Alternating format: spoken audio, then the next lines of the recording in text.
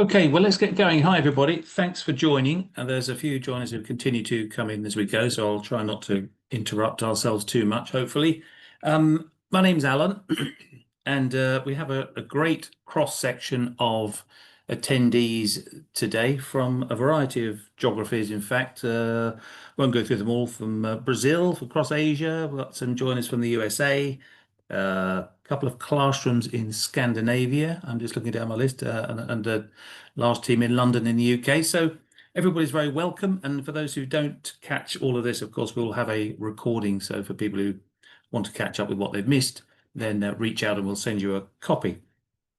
And the audience, I notice when we have these webinars, is always from a great cross-section of industries, geographies, different shapes and sizes, and a variety of CROs and other revenue leaders, some of them new in the role, some existing and been in their role for quite a long time. But there's one common denominator that I get fed back to me, and that everybody is eager to accelerate revenue growth and, of course, simultaneously improve their personal performance. And today's topic is 10 fatal mistakes. Sounds a little bit of a gloom and doom story, doesn't it? But I think it resonates with a lot of people. And these 10 mistakes are really based on a combination of my many years of personal experience walking various business corridors and sitting with CROs, and a lot of survey data that I pick up. And I'm a bit of a SWOT on this stuff, and I digest it regularly. And each of these mistakes has either directly or indirectly led to a bad outcome sooner or later. And I'm sure you'll see why. And maybe you've witnessed very similar outcomes to yourself and got away with them. Good news is that all of these are fixable. And I'm going to touch on each of these mistakes as we go through this session and offer some practical ways to avoid or fix the situation, how to execute them, not just a theory. Obviously, this is not an exhaustive list. This is my favorite top 10, if there is such a thing, and such a topic. But I would say that most of these topics are interrelated, and you'll see why as we go through. I hope these just prompt some thoughts for you, and maybe you can wonder whether any of these apply to you in your particular role in your particular company. And we'll see how we go. I'm going to keep the pace up so that we get through this nice and quickly. Here's the agenda. I'm going to give you literally a 2-minute introduction to myself, or where I've come from, what I've done, and then a little backdrop on what I believe those challenges currently being faced by CROs are. And you can really think about whether you agree or disagree. And then we'll get into the 10 fatal mistakes themselves. And towards the end, I'll touch on some free tools and templates that you're welcome to take away if you reach out to me. Most of them, all of them, will be very relevant to the topic we're discussing today. And I'll talk to those at the very end. So just a little bit about me by way of introduction.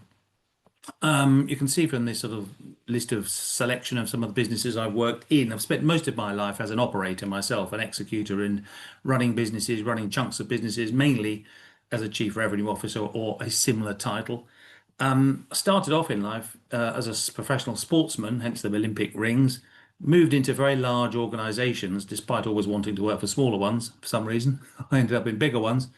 And then when I left my last job, which was one of the world's largest fintech companies at WorldPay, that was owned by two private equity companies called Bain Capital and Advent. And they basically asked me if I would mind working for them. And I became a commercial excellence advisor to those two companies and parachuted into various portfolio companies that they buy, and basically help them grow their top line as a revenue growth advisor. I also have a relationship with Alex Partners. But the summary, I guess, here is that I've got that experience of blue chip large companies where I've spent most of my life operating. I've got a lot of private equity experience working for the last 7 or 8 years with two particular companies. And of course, the sports given me that kind of sports results driven DNA. I like winning, I guess, is the punchline to that one.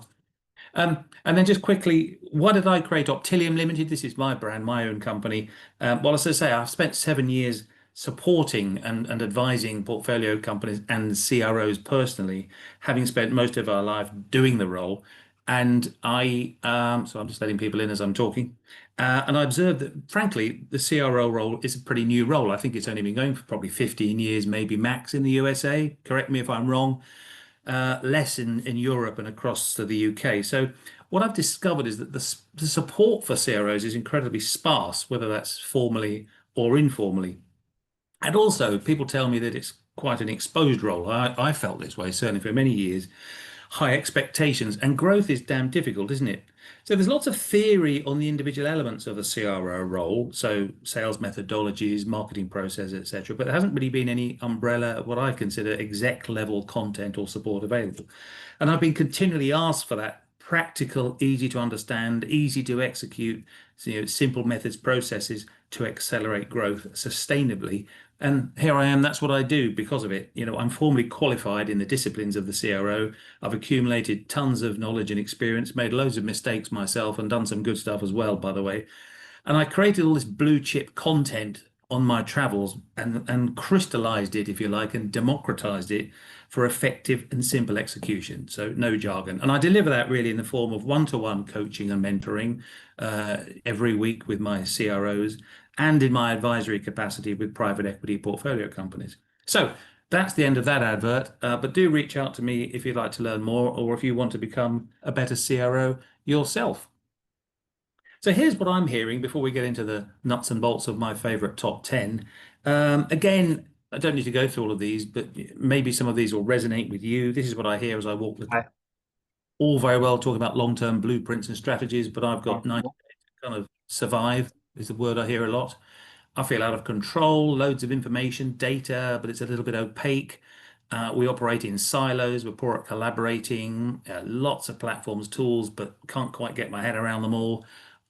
Being asked to do a lot more with less, and this classic of putting the customer at the heart of what we do, on posters in our marketing walls, but actually we spend most of our time talking and navel gazing. I guess, again, what that says to me is, as a punchline, is that CROs are facing enormous complexity, a lot of noise, which is basically a distraction, a lot of conflict, a lot of control, a lack of control, and frankly, that leads to this sort of photo that I sort of pictured as the best case picture I could find that depicts the kind of stress that I see and feel on behalf of a lot of CROs these days. If that resonates, great. Hopefully, it doesn't resonate too much. But let's get into the top 10 then mistakes that I kind of see deployed across the CRO community, across companies, large, small, different geographies, etc. And there is a bit of an order to this, I guess, but there isn't a particular order. Number one, though, first mistake is no vision, a lack of vision. I mean, I guess this is fairly straightforward and pretty obvious, but I always say if you don't have any idea where you're going, then you're probably going to get there. People across the organization, you don't need me to tell you this really, but regardless of any internal boundaries, they need to understand what's being asked of them and feel that it makes sense.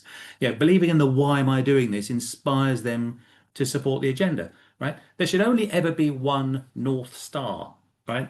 Now, there needs to be a good story. The story needs to be based on a vision that the company can rally around. It's inspirational, simple, clear, hopefully supported by some kind of business plan.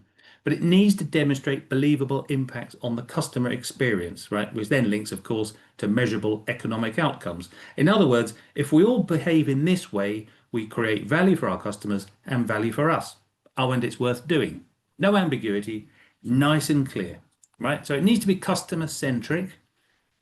This therefore externalizes, I think, people's minds. It avoids all those internal noises and boundaries. Nothing's more important than enriching the lives of customers. Also, I think a vision should say what you're not going to do, right? So it gives permission to stop doing those sort of random half-baked things that every company, people across all pockets of the company sometimes just can't resist doing. Cottage industry things, as I call them, that maybe legacy silos love to still doing. I mean, just by way of an example, because I was looking at HubSpot for a totally unrelated reason, I just read their vision statement as an example, and it says to help millions of organizations grow better by putting the customer experience at the heart of everything we do. I quite like that. It's pretty simple, pretty clear what they do. You could drop that down a level to a CRO vision, if you like, to dovetail into that. And it might be something like, I made this up, by the way, to unify sales, marketing, customer success around the customer, to turn every interaction into revenue generating impact. I like that idea because it speaks to customer centricity and of course it speaks to cross-functional alignment. But anyway, just a bit of a tip. Without a vision, and I see this a lot, frankly, you're going to get nowhere fast. Vision removes excuses as well, by the way. I've told you what the priorities were and what we should be doing. So why are you doing this other thing that you're getting on with? Okay, so that's the first one. Second one, I've seen a lot of CROs play it safe. In three specific areas, I guess, or moments. One at the interview stage, actually. I'm not going to get into that now. Secondly, in the role itself, and also when they're looking at exits, when people are looking potentially at an acquisition. And I'm not talking here about gung-ho bravado, no tub thumping, I'm great and I'm going to quadruple the business stuff, right? This needs to be credible. But this is what I observe. I observe the lazy CRO, maybe that's a bit harsh, but the lazy CRO tends to await her or his targets from finance and then cascade them down, right? Perhaps adding a small stretch for cover. Truly ambitious and strategic CROs calculate the full potential of growth, right, on an outside-in basis. In other words, seeing the opportunity from their customers' universe and then applying some sort of basic conversion assumptions. In other words, they ask, what would it take to blow the doors off, right? Framing that opportunity, not falling into the trap of building goals based on current headcount, for example. So in an exit scenario or an acquisition situation, this is exactly the type of language that potential investors want to hear. Right. So it's not just acting with ambition, by the way, it's also about instilling that ambition in everyone across the teams and beyond. So sometimes the individual CRO may have some ambition showing, but it's not percolated down anywhere because they just haven't been infectious enough with the language or with their behaviors. So it's about instilling that ambition in everyone across the teams and beyond, asking questions like, what else could we be doing here? What would it take to double the size of that pipeline or that deal you're working on? Some practical ideas to maybe support it. Well, I just think the first thing we should do, if you're really being ambitious, is quantify the art of the possible, right? In our world, whatever we're selling, or whatever it's a SaaS business or traditional products and services, what's the size of the universe? Understand, what's achievable by way of growth. What's the full potential, even if you don't ever get there. But to understand the full, gambit of what's available, at least understand what that is, because that just resets the mindset. I think secondly, there's an opportunity to just keep making sure you're thinking beyond your traditional boundaries. Consider what adjacencies you might have to your business. Are there any inorganic opportunities, bolt-on businesses that might just add capability, but also scale to what we're doing? Another one, consider the ecosystem. This is a real blind spot I continually walk across, the ecosystem of partners, suppliers, consultants, integrators, etc. Consider that wider ecosystem to expand your sphere of influence and leverage scale from those networks. Sometimes it might just be introductions. And then maybe also finally think big, right? Is there something we could be outsourcing here rather than just selling stuff? Just a bit of thought provoking there.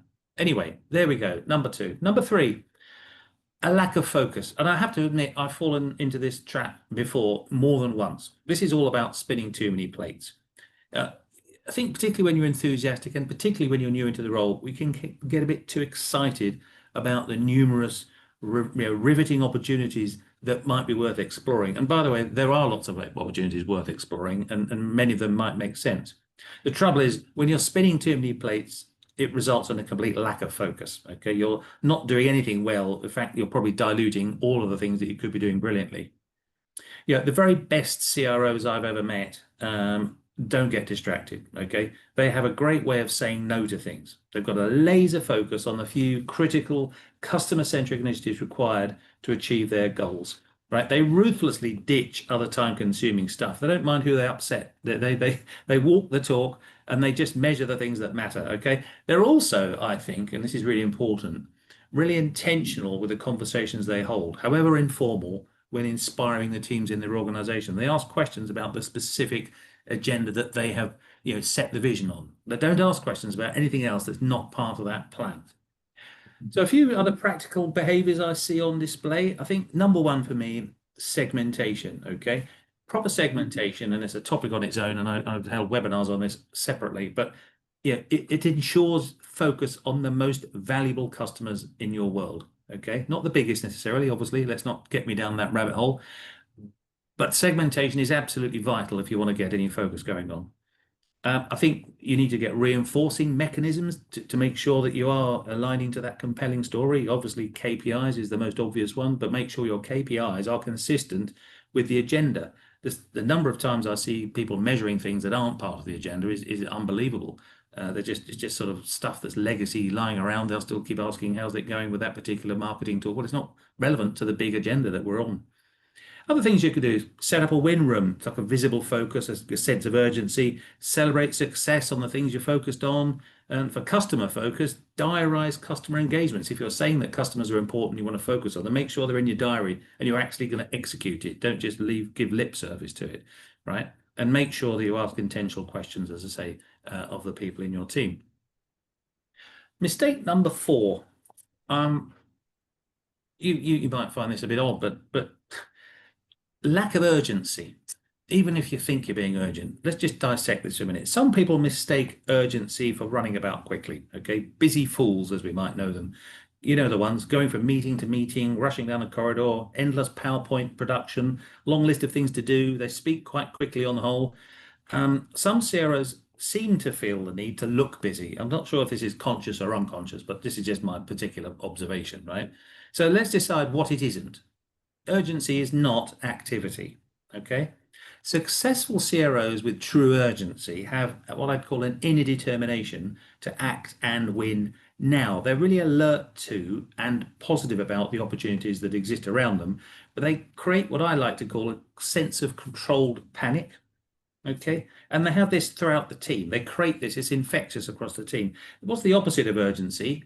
Complacency, right? People we all recognize, those people who pay insufficient attention to both the opportunities and the manholes that exist before them, the hazards. They continue quite merrily with the status quo, don't they? Well, the world is still spinning fast around them.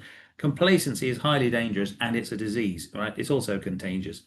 And there's something called false urgency, which I stole from John Cotter's book, A Sense of Urgency. I don't read tons of these books, but he's like the godfather of transformation. And he wrote this book called A Sense of Urgency, which I really love. It relates to all this activity we're talking about. But false urgency can be a lot more dangerous as it's highly distracting and it drains the energy from the team as they waste time sprinting around from initiative to initiative, without generating any value at all. So I say true urgency is communicated through proactive behavior, but backed up by credible plans and reinforcing mechanisms such as those we touched on already, KPIs, and those KPIs mirror the goals. Some practical things to think about here, right? Well, first of all, deal with the complacent individuals and the skeptics, and no-nos is another phrase that John Cotter uses. No-nos are highly skilled urgency killers. They're not skeptics. There's 10 reasons why change isn't needed, issues that don't exist. Let's go and get more data before we act. Well, it's rubbish, right? Don't ever try co-opting a no-no, by the way, right? Don't ignore them. Do something. There's probably 3 things you could do with them: distract them, expose them, or probably best to get rid of them, right? But I'm being a bit flippant, and there's probably a longer webinar on that topic alone. Other things to do to think about to create this sense of urgency is that just think about the meetings you're having, the number of meetings, particularly when you're forced into some of them. But if you can streamline them, get rid of the volume and frequency of meetings, and even the agendas themselves, streamline them. Why are meetings an hour long? Why can't they be 18 minutes long? And why can't we advertise that we're actually minimizing the amount of time we're having these meetings? And even that in itself creates this sense of urgency. Also, 80% is good enough. It's a bit of a mantra of mine. I'm a bit of a perfectionist in my history. Actually, you think about Apple, they launch products where they're half cooked, don't they? And then get consumers to tell them how to improve them, right? Run a campaign to see what's working or not working. As long as it's 80% there, you're going to generate some activity, you're going to get on with it, and you can learn as you go along. And then again, you can create the environment to create the urgency. The win room, again, the war room, whatever language you like to use. Again, it demonstrates a sense of urgency, doesn't it? Talk about pipeline management. What can we do to speed this up? What about deal connects can we put in place to get things moving, right? So this isn't about sprinting around like a proverbial Tasmanian devil. It's a controlled pace. It's got the quality in there. But whatever happens, make sure you're displaying a sense of urgency. Mistake number 5. Okay. So according to Salesforce State of Sales Survey, and there's a few surveys that kind of echo the same point, salespeople are spending only 28% of their week selling. Right? That's quite alarming, right? And in parallel, 85% of leaders say they're struggling to get budget for headcount, right? So there's a nice, neat fit here, isn't there? Well, if we could just get more out of our existing sales force, we don't need any more money for more headcount. If we've got sort of virtually a quarter of people's time being spent doing what we need them to be doing, wouldn't it be nice to just ramp that up to double it, for example? I see three specific failings as well in this area. One is bringing in the wrong people, especially frontline sales teams or marketing teams. Yeah, the hiring process can be a bit too fast without necessarily the cultural and skills alignment. It's a frequent CRO killer, this one, right? It's I see a lot of unprofessional hiring processes and the wrong blend of techniques being used to get people in. And of course, that costs loads of money and time, which of course leads to the same point. Then secondly, I do see some businesses when they're immature in their journey and doing well, but they scale sales teams in particular too fast. So they haven't got necessarily the sufficient product market fit or demand generation yet. And that leads to a lot of burning of capital, can lead to quite demoralized staff, and of course invites a hell of a lot of scrutiny from the board. So scaling pace is one as well. And the big one for me is I do see a lot of frontline teams spending disproportionate time on non-customer related tasks. So look, our team is without doubt our most important and usually the most important asset, isn't it? So it's crucial that we create a highly motivated, customer-focused set of individuals who spend their invaluable time aligned appropriately to customers, right? We also want them engaged on revenue-generating activities rather than swamped in rubbish, frankly, admin tasks that could be better dealt with through other teams or other methods, okay? For example, all the digital tools, channels that customers are happy to use. But equally, we shouldn't underestimate the importance of motivating and retaining our high-performing talent, okay? Because the cost of that churn is significant when measured in terms of customer impact, morale, and money. So I think spend proper time scientifically building the right operating model and the return on investment, and use simple techniques such as skill will mapping, etc., before you get confused by much deeper profiling methods. Actually, my recent newsletter on this one, failing to unify teams. I mean, I literally last week's newsletter, I expanded on this specific topic. I dug into Google for the most searched questions from CROs. The answer was, how do I break down the silos in my organization? If you don't cure this as a CRO, you'll die quite quickly. Okay, this echoes my own feedback, of course, on travels particularly through private equity portfolio companies, and with many of the CROs that I'm mentoring at the moment. This is a major issue. Why does it matter? Well, put simply, fragmented organizations kill revenue growth. Stone dead. Now, in the worst cases, I'm sure you've seen this yourself on your travels, you get sales blaming marketing for crap leads, marketing blames product for poor propositions, customer success blames marketing for poor communication, etc., etc. You can make up your own examples. All right, goals and priorities can be at best inconsistent in this scenario. At worst, you get conflict, don't you? Politics and so on. What are the symptoms? I mean, you can tell me, can't you? I mean, ambiguity of direction leads to self-doubt in the management teams across the CRO's empire. This, for me, results in a real slow, at best, or a complete lack of execution. I mean, externally, inconsistent messaging to customers, very dangerous, and indeed customer engagement. And needless to say, employee engagement isn't in the upper quartile range either. Okay, so when we look for cures to silo mentality, the operating model, of course, the org chart is a major part of that. I don't want to dwell on it because it's a very boring subject, frankly, and you know more about it probably than you need to know. There are a few other things I would think about here in terms of unifying the teams. Well, first of all, set the vision, right? We've talked about that already. That's absolutely pivotal to getting a unified team.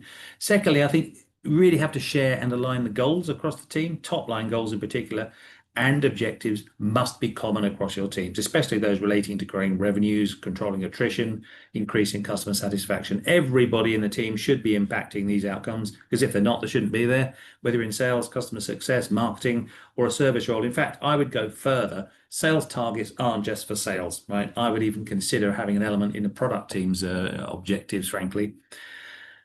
Thirdly, speak in a common language, right? The best way to create confusion and ambiguity is to mix up your terminology, isn't it, across teams. Make sure that the most frequently used descriptors across the business are using a common language. particularly, for example, pipeline terminology. You know, how many times do you see one person using the phrase lead, then it's a suspect, then it's a prospect. Someone's interpretation of a lead is 20%, someone's 50% probability. It goes on, doesn't it? But make sure you get that common language set. Create a single view of the customer. There's another bugbear of mine, right? There should only be one version of a customer for your entire business. Don't care how many silos, how many departments exist, just one, period. And use the CRM system to get them recorded. You can inject some cross-silo collaboration, can't you? My favorite proposition roadmap board, get people contributing from all parts of the business, not just the CRO's empire for that matter.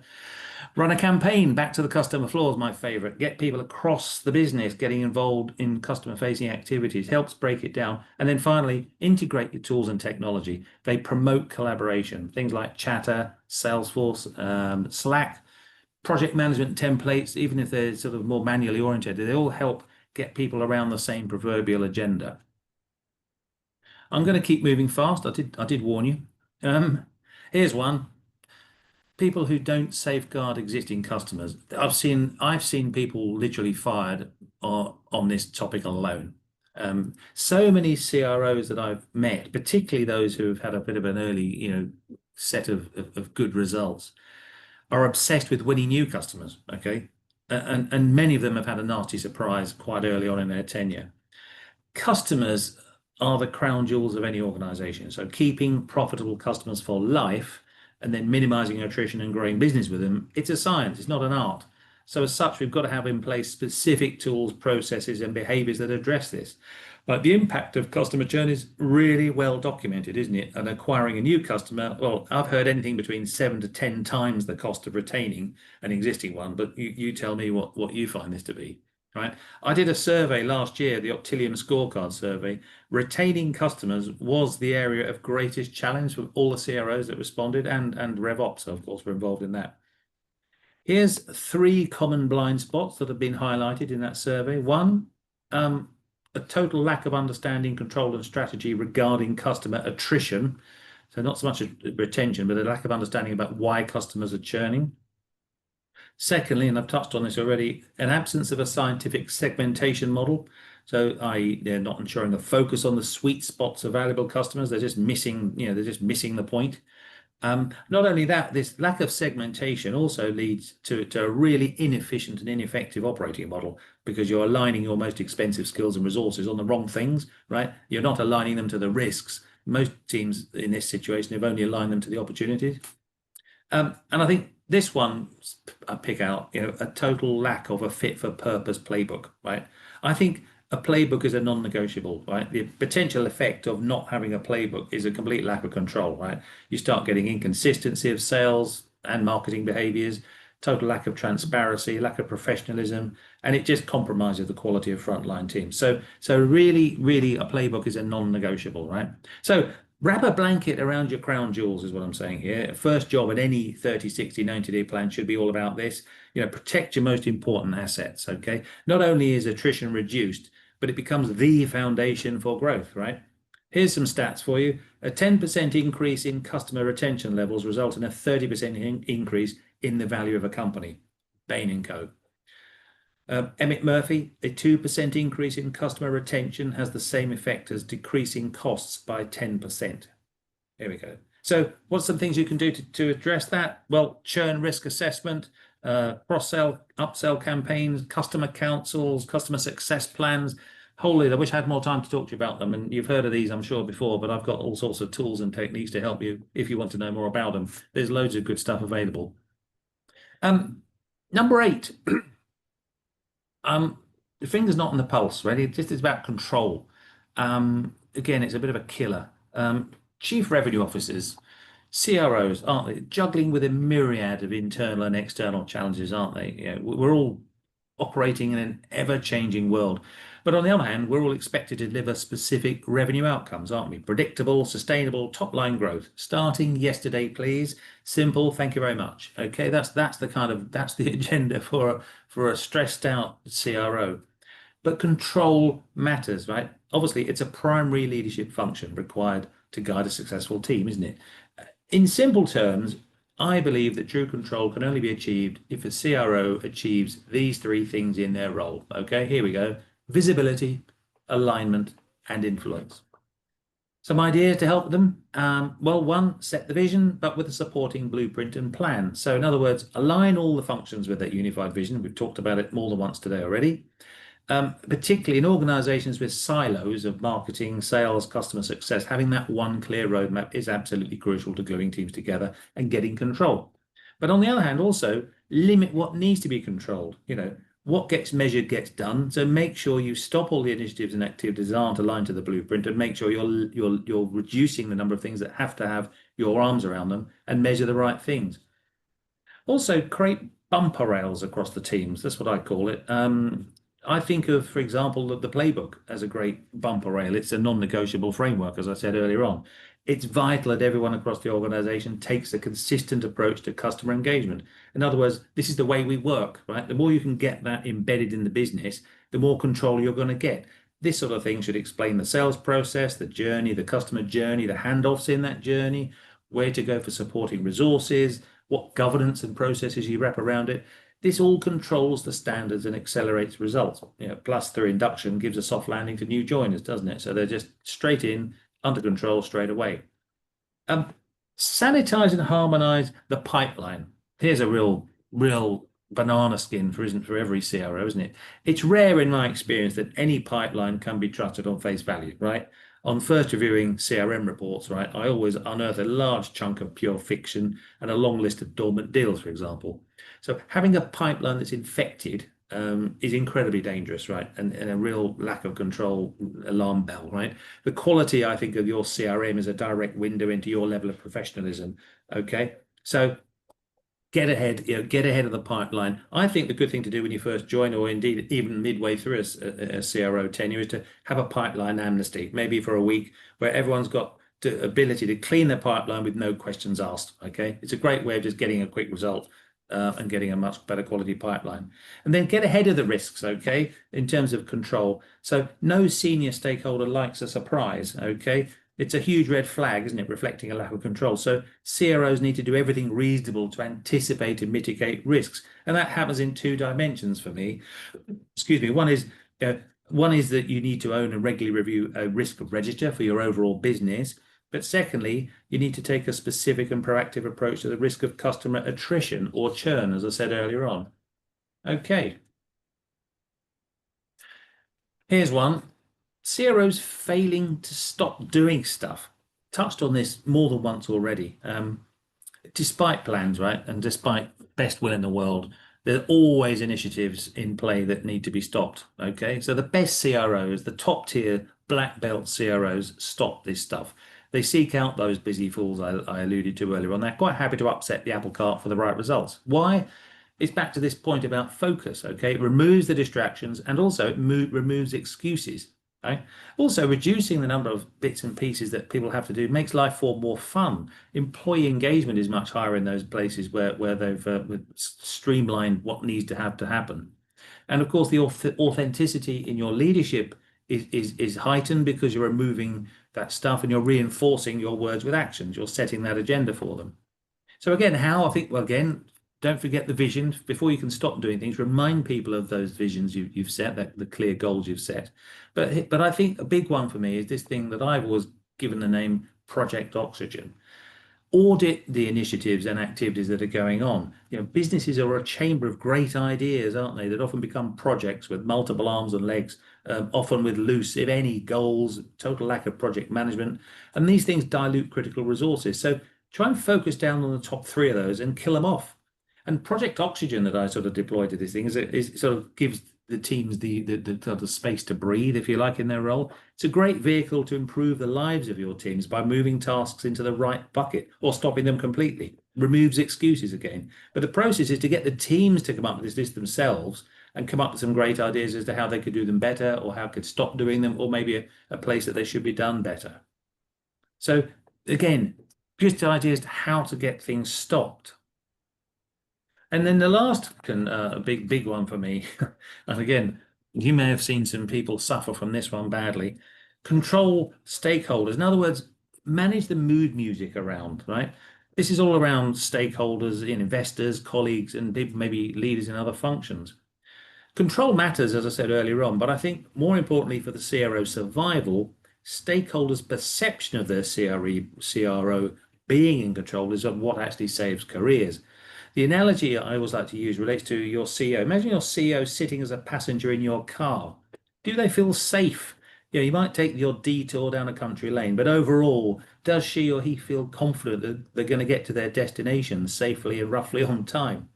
In other words, CROs need to get control, but they need to ensure they're actually being seen as in control. And of course, once you've got that pat on the back, that the feeling that from your stakeholders, the benefits are you get the freedom and the space to execute, don't you?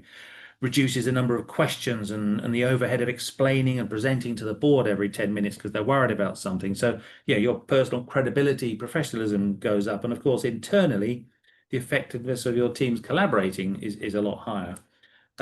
Of course, over-promising and under-delivering to the board can erode trust pretty damn quickly, can't it? So you've got to manage expectations with realistic forecasts and that transparency, but with things like a clear set of leading indicators. So CROs gain trust by a demonstration of control and ultimately credibility. Some specific ideas? Well, in a similar way to how we discussed the vision earlier, my favorite way, and I can speak from personal experience here, is get that blueprint written up with a RAG status, a red, amber, green status, and the priorities within the blueprint in whatever shape or form. I've got all sorts of versions I can help you with, by the way. But there is no better way than to control stakeholders to demonstrate that you know where you're going and how you're getting there. Okay, this is a blueprint, simple strategic overview, for example, with those key initiatives in it.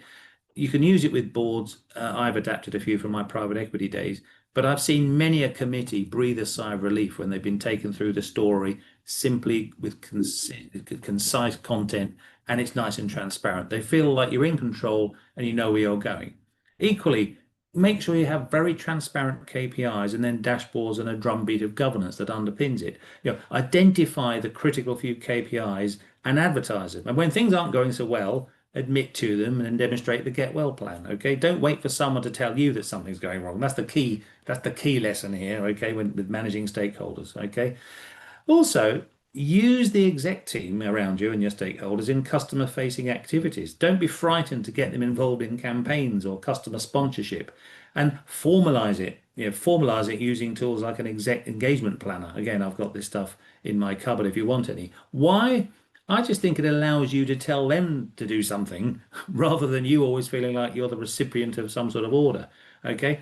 And secondly, it allows them to appreciate a day in your life and the reality of dealing with customers and staff. Let them feel the pain that you're going through so they may be a little bit more appreciative. So I said I'd be nice and fast. That's the list.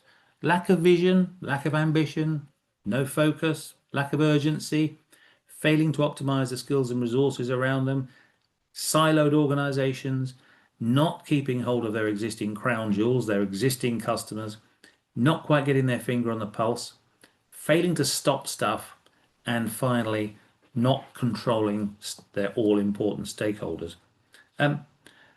I say to prompt thought, this should hopefully just spike a thought in your head, even if it's not exactly the same application in your particular industry. What I would say that in order to avoid these mistakes, you do need to you need a commitment to doing stuff. This will not happen by accident. Just recognizing these areas isn't enough. You need to put in place some kind of intervention, some tools and things to actually do that, and deploy some simple frameworks and tools to be able to execute them, and then finally embed them. And if you want help, I'm here to help you do that.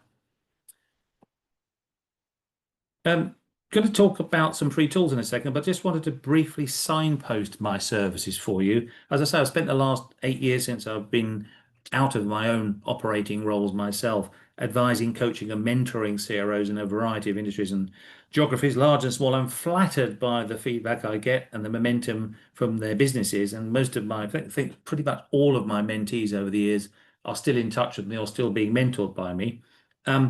They've remained live in contact after all this time. if you're keen to have a trusted advisor, or, coaching or mentoring you, I've opened up an additional block of time schedules this last quarter, mainly because I'm doing a bit less global flying. I decided to choose not to get on a plane quite so frequently these days. The feedback my mentees, CROs, give to me, they feel a little isolated in terms of advice. Back to what I was alluding to earlier on. They're supposed to know everything, but can't ask internally. They basically want to increase or update their knowledge as a CRO, leverage experience and trusted advice from someone who's got the scars on their back, and believe you me, I do. But importantly, they want to do that in a safe environment, and that's what I offer. So I offer that safe environment. I have tons of tools and techniques that are easy to use and quick to deploy, and frankly, easy to execute. And sometimes they just need some strategic structure and blueprint, some proper formality. And sometimes they just want to share the next board deck with me to get some tips on how to improve it. So there's structure involved here, or there's complete flexibility, and normally it's a great combination of the two. So anyway, if you want to be an even better CRO, I'm offering a free chemistry call, just to chat, see if you'd like to understand more about it, to see if that's something you like. If you don't like it, that's fine too. I won't be offended. Just reach out to me on that website and that email. I've still got somebody entering the webinar. It's a bit late. So if you want to reach out to me for a quick conversation, just do that. I don't bite. Hopefully you can see me in the picture and haven't scared you off too quickly. In terms of free tools, as I say, part of my advisory work with private equity companies and mentoring, I've developed a whole suite of tools and templates with one objective in mind. And it's really about the practical execution of the theory. I mean, like you, I have learned pretty much every methodology that's going and done an MBA. But what I realized is that I need most of this content on a page, not a book. Okay. So I've built this stuff as an operator, not as a consultant, to accelerate revenue growth. Okay.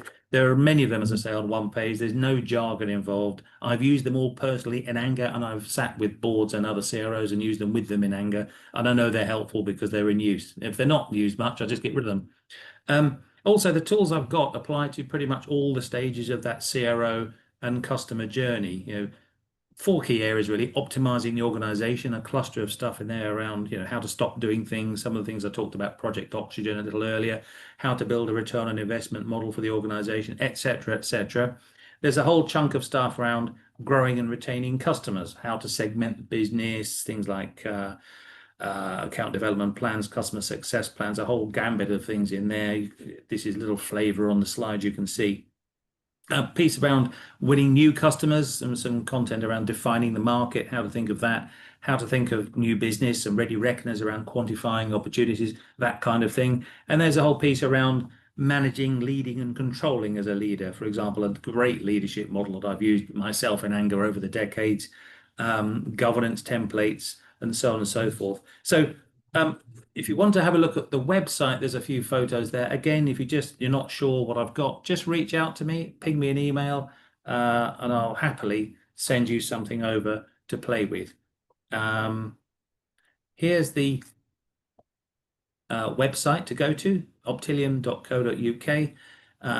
Some very popular things in there around 90-day plans, actually, that a number of people have used in anger. I've held some webinars on as well. So I hope that session has provoked some thoughts on some things to frankly avoid doing. Hope it wasn't too scary, the top 10 mistakes that CROs make. I just hope it's provoked some thoughts and ways that you can avoid those same things. Again, feel free to reach out to me on the contact details here. Do follow me on LinkedIn. I do write a newsletter every 2 weeks. One's out today. Very exciting. And I do hold a monthly webinar pretty much every month. And some of those are recorded, so you can go back and visit them at your leisure. And of course, this website at optilium.co.uk. Thanks ever so much for joining. Thanks for coming. And I hope we meet again soon. Thank you so much. Thank you, everybody. Thank you. Thanks, Alan. Thank you. Cheers. Bye.